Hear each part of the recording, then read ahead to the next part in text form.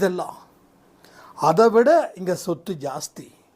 ஆனால் இந்த சொத்தை யாரும் பயன்படுத்திக்கல.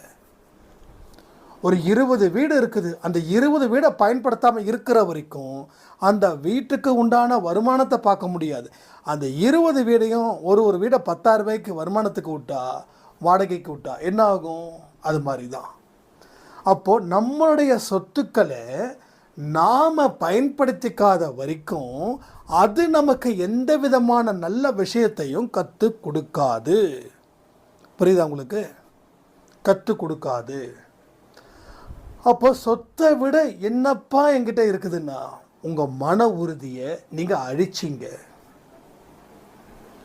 எதை வச்சு அழிச்சிங்கன்னா, கவலை என்ற ஆயுதத்தை வச்சு, துன்பம் என்ற ஆயுதத்தை வச்சு அழிச்சிங்க. 6வது அறிவை